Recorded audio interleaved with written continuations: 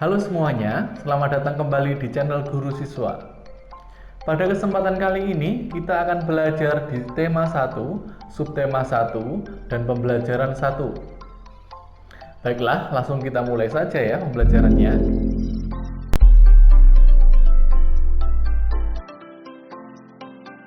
Baiklah, coba anak-anak perhatikan gambar yang ada di samping kiri Pak Rifat. Apa nama hewan tersebut? Dan apa yang kalian ketahui tentang hewan tersebut? Benar sekali, hewan tersebut adalah hewan kanguru. Biasanya, kanguru dapat dijumpai di daerah Australia. Kanguru juga merupakan salah satu jenis mamalia berkantung. Nah, kanguru juga termasuk hewan yang sangat lincah. Mereka dapat meloncat dan dapat bergerak dengan sangat baik. Pertanyaannya, mengapa kanguru dapat meloncat dan bergerak dengan sangat lincah? Jawabannya adalah karena mereka memiliki sistem gerak. Sistem gerak sendiri terdiri dari beberapa organ gerak. Nah, pada dasarnya, organ gerak yang dimiliki oleh hewan dan manusia itu hampirlah mirip. Tanpa organ gerak, makhluk hidup tidak dapat beraktivitas dengan baik. Salah satu ciri yang dimiliki oleh makhluk hidup adalah dapat bergerak.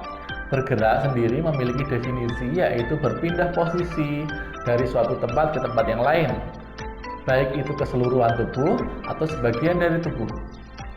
Makhluk hidup sendiri dapat bergerak karena adanya rangsangan. Rangsangan tersebut dapat diberikan secara penuh ataupun secara sebagian. Organ-organ gerak yang kita miliki berfungsi untuk meloncat, berlari, memanjat, dan sebagainya. Organ gerak yang dimiliki makhluk hidup dibedakan menjadi dua, yaitu organ gerak pasif dan organ gerak aktif. Organ gerak pasif adalah tulang, sedangkan organ gerak aktif adalah otot. Tulang dan otot saling bekerja sama sehingga membentuk sebuah sistem yang dinamakan sistem gerak. Tulang disebut sebagai organ gerak pasif karena tulang tidak dapat bergerak dengan sendirinya tanpa bantuan dari organ gerak aktif, yaitu otot.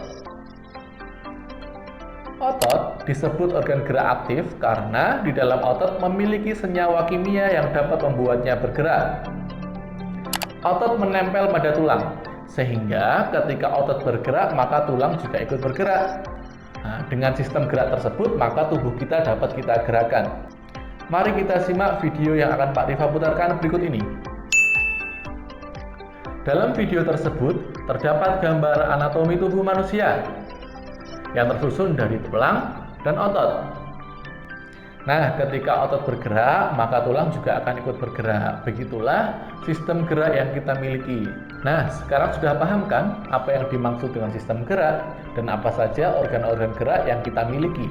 Sekarang kita lanjutkan materi tentang ide pokok dan kalimat pengembang.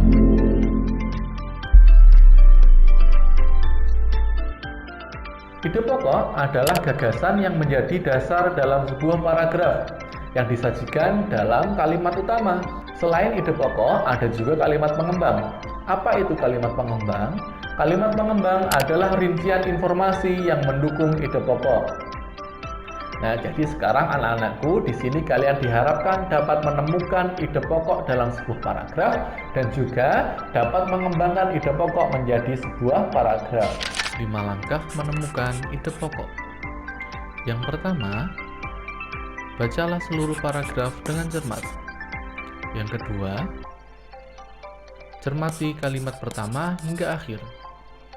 Yang ketiga, bacalah kalimat demi kalimat sampai kamu menemukan ide pokok paragraf. Yang keempat, tandai ide pokok tiap paragraf. Dan yang terakhir, tandai info penting dalam tiap paragraf. Biasanya, ide pokok berada di awal paragraf atau di akhir paragraf, dan juga bisa berada di awal dan di akhir, yang biasa disebut dengan paragraf campuran. Nah, karena anak-anak semuanya sudah memahami organ gerak yang terdapat pada hewan dan manusia, begitu pula dengan ide pokok dan kalimat pengembang, maka Pak Rifa ada tugas untuk kalian semua. Silahkan dibuka buku kalian pada tema 1 halaman 3. Di situ tersaji bacaan organ gerak hewan dan manusia. Tugas kalian adalah mencari ide pokok pada masing-masing paragraf. Dan juga silahkan buka tema 1 pada halaman 5. Di situ ada beberapa ide pokok.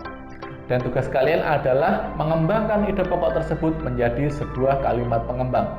Nah, cukup sekian ya untuk pembelajaran kali ini. Jika ada pertanyaan, silahkan boleh dituliskan di kolom komentar. Dan nantikan video selanjutnya untuk pembelajaran 2. Terima kasih.